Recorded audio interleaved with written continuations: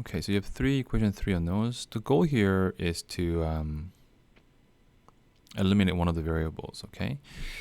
So let's call this equation 1 and equation 2 and equation 3. Let's aim to eliminate the x. So we can do that by getting equation 1 and tripling 3 times equation 2 by subtracting it.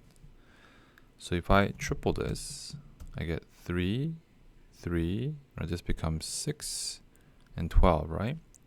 If I subtract it, that's gone. I get minus 4y.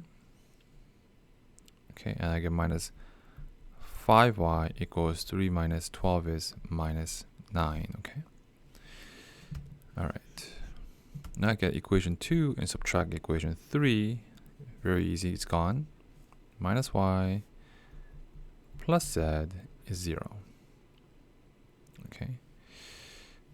Actually, I meant z there, right? Z, okay.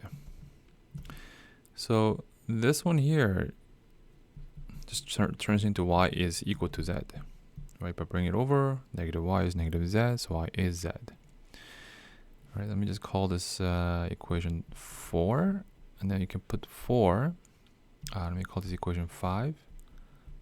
Plug it back into 5. So you get 4y minus 5y equals negative 9, because y and z are equal.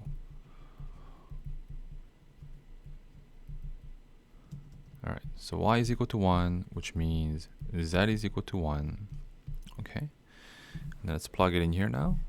X plus 1 plus 2, 1. So x is also equal to 1.